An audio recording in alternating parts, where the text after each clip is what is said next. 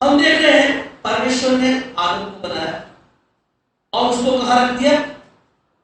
कहाँ रख दिया? अदन की वाटिका में। और उस वाटिका में अच्छे अच्छे भूमि में से अच्छे अच्छे फल और फूल के पेड़ लेके, क्या कौन से वाले? अच्छे अच्छे लेकर कहाँ लगा दिए? उस वाटिका में लगा दिए। और वाटिका के बीच में जीवन का वृक्ष और भले या बुरे ज्ञान का वृक्ष भी लगा, और वहीं पर आदम को उसने परमेश्वर ने रख दिया। और रचा कहाँ से था? भूमि की मट्टी से रच के उसके नथनों में क्या डाल दिया? और वो जो नथनों में जो सांस थी उसको क्या बोलते हैं? अगर आप याकूब अय्यूब को पढ़ेंगे तो वो कहता है कि मैं अभी भी बराबर सांस लेता हूं और मेरे अंदर, मेरे नथनों में तेरा आत्मा अभी भी। हालेलुया। अय्यूब ने कहा मेरे नथनों में तेरा आत्मा अभी भी है। तो उसका मतलब यह है कि 27वें अध्याय में अय्यूब के, ठीक है, तो हमारे अंदर जो परमेश्वर ने डाला, नाक में डाला, क्या डाला? आत्मा। ठीक है, अभी आत्मा भी अलग अलग किस्म से है, उसको जब जब हम पहुंचेंगे उसको देखेंगे। अभी हम सिर्फ जीवन का आत्मा की बात कर रहे हैं, जीवन के आत्मा। बाकी प्राणियों के अंदर परमेश्वर ने क्या डाला था? प्राण। ठीक है, और इसके अंदर क्या डाला? आत्मा। तो ये क्या हो गया? जीवनदायक प्राणी बन गया। क्या बन गया?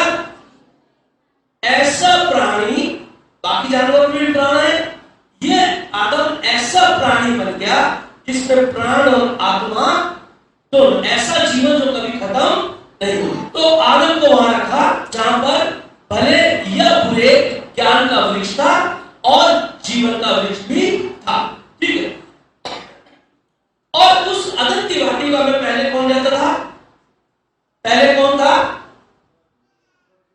याद है आपको? हाँ जी, स्वर्गदूत था। कौन सा वाला स्वर्गदूत? जो घमंड करने के कारण वहां से क्या किया गया? ये बड़ी जरूरी बात है, वो वहां था, ये बात याद रखनी है। वो कहां था? अदन रूपी वाटिका, यजकर अध्याय में पढ़ेगा, वहां था। और घमंड और सारे गुणों से और आभूषण से भरा हुआ था, सारी आशीषों से भरा हुआ था। और परमेश्वर ने उसको वहां से कहां पे पटक दिया? भूमि पर पटक दिया। तो वो जगह खाली हो गई। तो वहां पे किसको खड़ा कर दिया? किसको खड़ा कर दिया? आदम। लेकिन ये जो स्वर्गदूत था, जो करूब था, ये आत्मा में था, शरीर में नहीं था।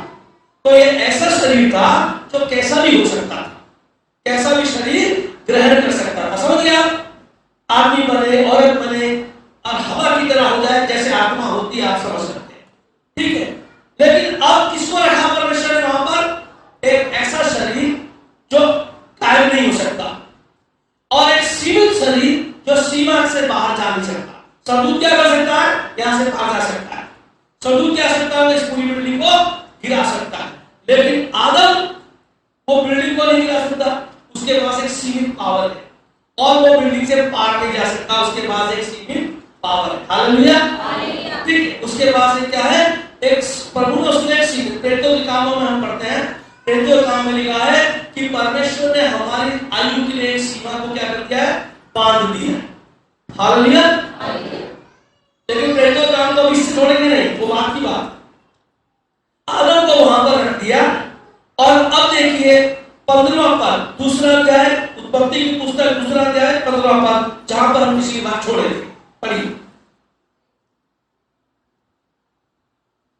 तब यहोवा परमेश्वर ने आदम को लेकर अदन की वाटिका में रख दिया कि वह उसमें काम करे और उसकी रक्षा करे।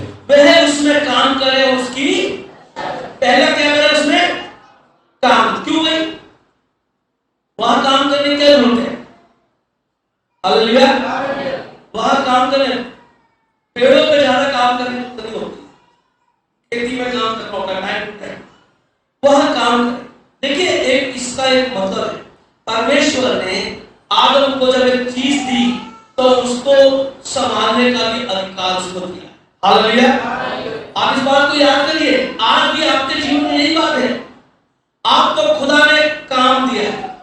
मैं ये देखता हूं, आप कहें कि परमेश्वर मेरे घर में बहुत आशीष आ जाए, मेरे घर में धन आ जाए। प्रभु धन के लिए मना नहीं करता, मैं आपको बता दूं। परमेश्वर धन देने के लिए मना नहीं करता है, आपको गाड़ी बंगला देने के लिए मना नहीं करता।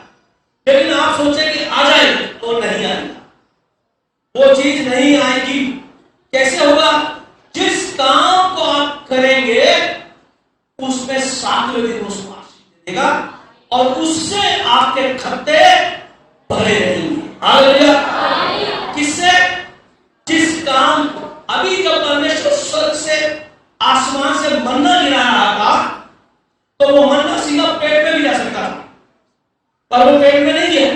क्या होता था? लोगों को बाहर जाना पड़ता था, मैदान में। कहां जाना पड़ता था? मैदान में।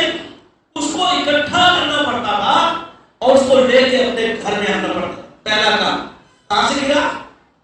आज कौन गिरा रहा है? वो घर के थाली में भी गिरा सकता था, लेकिन उसने कहा काम करो, डेली जाओ, डेली लाओ, फिर इसको लाके पकाओ और उसको पकाओ और इसको खाओ, और जब तुम खाओगे तो मेरी आशीष पाओगे। उस पे आशीष थी। उस मन्ना को आप साथ दूसरे दिन तक रख नहीं सकते थे। जैसे दूसरे दिन रखोगे वो सड़ जाएगा, कीड़े पड़ जाएंगे, तुरंत कीड़े आ जाते थे। एक दिन के अंदर कीड़े पैदा हो जाते थे तुरंत। इसका मतलब खुदा की सामर्थ। लेकिन छठे दिन को वो दुगना इकट्ठा करते थे ताकि सातवें दिन इकट्ठा नहीं करेंगे, लेकिन सातवें दिन कीड़े नहीं पड़ते थे। इसका मतलब खुदा की नजर उस पर थी। हालेलुया। 6 दिन वो काम करते थे, मन्ना लाते थे, उसे खाते थे, लेकिन 7वें दिन वो मन्ना नहीं लाते थे, पर 6 दिन वाला ही 7वें दिन में कल बढ़ जाता। समझ आया आपको? 7वें दिन में वो दुगना क्यों? दुगने से मतलब है वो खराब क्यों नहीं होता था? क्योंकि वो दिन खुदा का दिन था, वो दिन आशीष का दिन था, वो दिन अपने चीजों पे आशीष पाने का दिन था। जो तुम लाए हो उस पर आशीष आएगी। हालेलुया। जब 5000 लोगों को रोटी खिलानी थी तो किसके पास? एक लड़के के पास क्या था? 5 रोटी और 2 पर 5000 लोग सिर्फ पुरुष थे। अनुमान है कम से कम 12000 लोगों ने खाया होगा, और फिर बच्चे मिला के मेरा अनुमान है 5 मान लेते हैं। 5 रोटी में 5000 लोग खाना नामुमकिन। किसने खिलाया? यीशु ने, परमेश्वर। तो जब आपको खिलाने ही था तो 5 रोटी की क्या जरूरत थी? उस लड़के की क्या जरूरत थी जिसका नाम मैं नाम ले रहा हूं? समझ रहे आपको?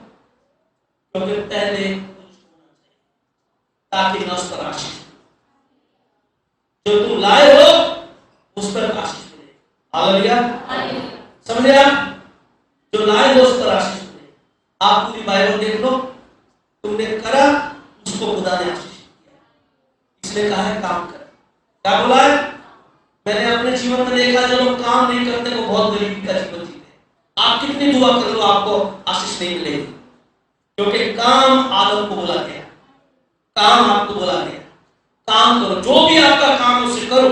बच्चों को पढ़ाई का काम है, खुदा बाप पास कर देना नहीं, हो पढ़ो, थोड़ा पढ़ोगे खुदा आशीष देगा, पर पढ़ो। बहनों का काम है, प्रभु मेरे काम सफल हो जाए, पर उसे करो, आपको खुदा आशीष देगा, आपका काम और से ज्यादा ऊंचा हो जाएगा। पुरुषों के लिए जो भाई बहन काम करते हैं, काम चोरी मत करो। काम पे जाते ही नहीं, पानी ढूंढते देख चले, आपको कभी आशीष नहीं मिलेगी। कितनी भी दुआ करो, आप अपना 6 दिन काम करो। किसने कहा 6 दिन काम करना? किसने कहा? तो आप 5 दिन या 4 दिन क्यों करेंगे? कितने दिन बोला? हमारे बाप ने बोला ना 6 दिन तो 6 दिन आप जाओ, आप 6 दिन जाओ। 7वें दिन आके बहुत खुदा में गया था, मैं 6 दिन गया था, आज उसकी आशीष हक से कहो आपको देगा, क्योंकि उसका कोई भी वादा न होगा। आपको समझ आई? काम, इसीलिए खुदा ने कहा काम पे जाना। जो लोग नहीं जाते उनके घर देख लो, आप उनके घरों में आपको आशीष नहीं मिलेगी, सामान नहीं मिलेगा, मन चाहे चीज नहीं मिलेगी, बस चल रहा है तो चल रहा है। अब जाओगे आशीष पाओगे अपने काम। चाहे आपकी तनख्वाह थोड़ी, आपका मन नहीं कर रहा है, यार मालिक कम पैसे देता, पर आप जाओ, आप जाओ, क्योंकि खुदा वापस कहता है तुम्हें जो नौकरी दी है तुम्हारे खुदा ने दी है, उसके अधीन तुम्हें खुदा ने रखा है, तुम अपना काम करो, तुम मत देखो, क्योंकि आशीष तुम्हारे लिए रखी है संडे के। आशीष जो तुमने कमाया आप जोड़ के देख लेना। जितने लोग काम करते हैं, डेली अपने नियम से काम करते हैं, वो आशीष पाते हैं, वो बढ़ते, उनके घर में चीजें आती है, उनके शरीर में अच्छा आता है और उनकी इच्छाएं भी पूरी होती है, अभिलाषाएं भी पूरी होती है। दुआ भी करते हैं पाप। और जितने लोग केवल घर बैठे रहेंगे, आज नहीं गए, कल नहीं गए, परसों नहीं गए, वो सिर्फ दुआ ही करते रहेंगे, उन्हें कुछ नहीं मिलेगा। क्योंकि भैया जो नियम और विधियां हैं वो दोनों पूरी करनी पड़ेगी। आपने आपसे ये पहला आदम को कहा, हमारे पूर्वज को कहा, वो नियम सारे घर में चला रहा है। जो आपके पापा करते हैं वो आप करेंगे। पापा अगर अच्छा काम कर रहे हैं, रोज जाने तो आपको भी कहेंगे, पापा आपको भी कहेंगे बेटे जाओ। हालेलुया। आपको समझ रहे? हर एक आदमी औरत के लिए मैं कह रहा हूं, जो काम है बड़ी मेहनत ईमानदारी से करो, खुदा उसको आशीष देगा, खुदा आपको आशीष देगा। इसलिए लिखा आदम को उसने काम के लिए रखा। दूसरा रखा है रक्षा करने के लिए। दूसरा उसने क्या बोला है? इसकी रक्षा कर। किससे रक्षा कर? किससे रक्षा कर? जो पहले यहां था और जो दोबारा आ सकता है। हालेलुया। उससे रक्षा। कौन है वो? शैतान। वो एक रूह है, वो एक आत्मा है, एक सामर्थ है और एक बुद्धिमान और ज्ञानवान चीज है, जिसमें जो एक चमकता भी है, जो तुम्हारे जीवन को जानता है, उससे रक्षा कर। मैं उसको यहां देखना नहीं चाहता, अब यहां रहेगा। हालेलुया। इस्राएलियों को कनान देश में बसाया और कनानियों को वहां से मिटा दिया। यहां पर कनानी दोबारा आने नहीं चाहिए। क्या बोला आपने? अगर पढ़ा हो राजाओं की पुस्तक, शमूएल की पुस्तक, गिनती की पुस्तक अगर आपने पढ़ी हो तो क्या लिखा है? कनानी यहां रहने नहीं चाहिए, तुम यहां रहो और रक्षा करो उस जगह की। हालेलुया। समझे आप? इसकी इनको मैंने लिखा है यहां नहीं रहना चाहिए, लेकिन इस्राएलियों ने गलती करी, उन्होंने उनको वहां रहने दिया और बाद में एक दिन वो उनके द्वारा उस देश में परमेश्वर उन्हें भगा दिया, उनको भी भगा दिया। सेम वही जो आदम के साथ हुआ। आदम ने रक्षा नहीं करी, खुदा ने उसको भी भगा दिया वहां से। आप समझ रहे हैं? काम कर और उस बारी जो तुझे दी गई उसकी रक्षा कौन करेगा? कौन करेगा? आदम करेगा। कौन करेगा? आदम। आदम मींस पुरुष, आदमी, क्योंकि इसीलिए पूरी दुनिया में पुरुष प्रधान होता है। फैमिली में कौन प्रधान है? पुरुष प्रधान। आदमी को श्रेष्ठ माना जाता है ना, तो उसकी ड्यूटी है अपने घर की, अपने वाटिका की देखभाल करना। जो भी वाटिका में है उसकी देखभाल करना, उसकी रक्षा करना। कहीं शैतान घुस तो नहीं रहा मेरे अंदर, मेरे घर में, मेरे परिवार में किसी और के साथ घुस तो नहीं रहा। यह आदम की ड्यूटी है। औरत आदमी को डांट नहीं सकती। आदमी औरत को जब मर्जी चलावट डांटता है। क्या औरत डांट के बोल रही कैसे नहीं तू अपने को घमंडा, ऐसे बोल सकती है? नहीं, आदमी बोल सकता है। हालेलुया। आदमी बच्चों को डांट सकता है। 12 साल का बच्चा मां पे ऐड दिखाता है, 12 साल का बच्चा, लेकिन बाप से डरता है और बुढ़ापे तक डरता है। लेकिन अगर बाप अपने अधिकार को बना के रखता है तो डरता है। वो समझता है कि मेरी ड्यूटी थी, मेरी जिम्मेवारी थी, इसलिए वो उस अधिकार को बना के रखता है, बच्चा डरता है। इसलिए बाइबल में लिखा है अपने बेटे को तू छड़ी मारेगा तो मरेगा नहीं, अपने बेटे को छड़ी मारेगा तो वो मरेगा नहीं, बल्कि उसका जीवन बदल जाएगा। और जिन्होंने छड़ी नहीं मारी वो उनकी लापरवाही को अपने वाटिका की देखभाल नहीं कर सके। हालेलुया। वो अपनी वाटिका की देखभाल नहीं कर सके। अभी भी शैतान उनके द्वारा आपके घर में आएगा। समझे आप? हालेलुया। अपनी ड्यूटी समझो, अपनी जिम्मेवारी समझो, यह आपको बताया जाता है। आप अब वो नहीं रहे, आपका खुदा बदल गया, आपकी व्यवस्था बदल गई। आपका खुदा कहता है मैंने तुझे रचा है, तू अपने घर रूपी बाली की रखवाली कर, अपनी बाली की अपने देखभाल कर। जो चीज मैंने तुझे दी है, आदम तो कहा उसमें रहे, खुदा नहीं रहता था, खुदा तो आता था, तू देखभाल कर, तेरे हाथ में दे दिया मैंने। हालेलुया। समझे आप? तेरे हाथ में मैंने सब कुछ दिया। अगर आप नहीं कर रहे हैं तो आपसे शुरू करो, शक्ति से करो। अगर बच्चे नहीं सुनते तो वो मर नहीं जाएंगे, बल्कि मरने से बच जाएंगे अगर आप शक्ति से अपने परिवार को संभालो। यदि कहीं पति नहीं है, पिता नहीं है, तो जो घर का मुखिया है उसकी जिम्मेवारी है, क्योंकि अब बारी उसके हाथ में चाहिए। हालेलुया। तो आदम को कहां रख दिया? अदन की बारी में, ताकि उसकी देखभाल करे और उसकी रक्षा करे। हालेलुया। देखभाल भी करनी और रक्षा, ताकि देखभाल का मतलब पेड़ों की देखभाल क्या होती है? उसकी गुड़ाई करना, उसकी कटिंग करना, छटाई करना, मतलब क्या होता है? फल बहुत बड़ा आता है, फल बहुत अच्छा आता है ना, फल बड़ा अच्छा आता है। यीशु ने कहा मैं भी तुम्हारी छटाई करता हूँ, जो डाली रूप में फलती मैं उसको छांटता हूँ ताकि वो और मोटी हो जाए। तो देखभाल जब आप करेंगे आपके घर में फल अच्छा है, और रक्षा करेंगे तो वो शैतान ना तो आपके घर में डायरेक्ट आएगा ना किसी के द्वारा आएगा।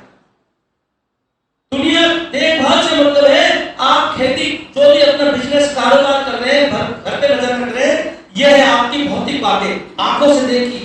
लेकिन रक्षा जब करते हैं ये आत्मिक बात, क्योंकि रक्षा किससे करनी है? उस आत्मा से जिसे हम दुष्ट आत्मा के, उस आत्मा से रक्षा करने के लिए आपका शरीर काम नहीं करेगा। क्या काम करेगा? आत्मा।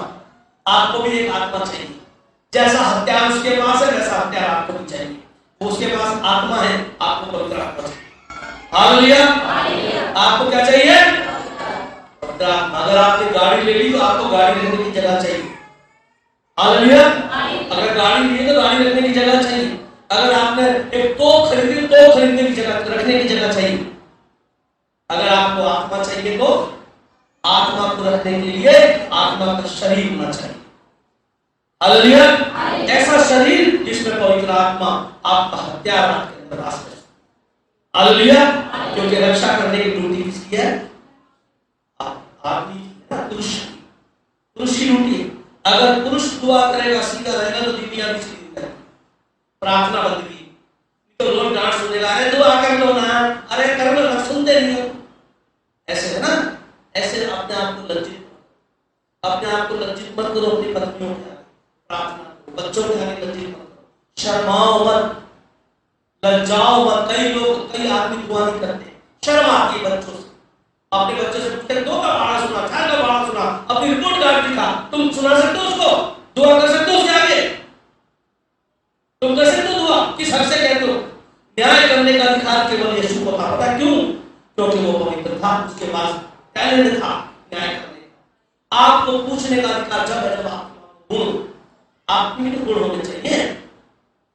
आप प्रार्थना करो, बच्चों के सामने करो, यकीन मानो खुदा आपकी सुनेगा, बच्चों से ज्यादा आपकी सुनेगा। मैं गारंटी देता हूं, बच्चों से ज्यादा आपकी सुनेगा। जो आशीषें आप बच्चों को दे जाओगे, जो आशीषें बच्चों को दे जाओगे, आप उनकी ऐसी जड़ें बोओगे कि उनका जीवन कभी गिरेगा नहीं। धन संपत्ति नहीं, दुआओं की आशीष। वो थोड़ा कमाएगा, वो जीवन भर आनंद से रहेगा। आपकी दुआ घर में होनी चाहिए, परिवार में होनी चाहिए, आत्मा आपके अंदर होनी चाहिए, ताकि आप रक्षा कर सको, क्योंकि जिम्मेवारी आपकी है। हालेलुया। रक्षा की जिम्मेवारी आपकी।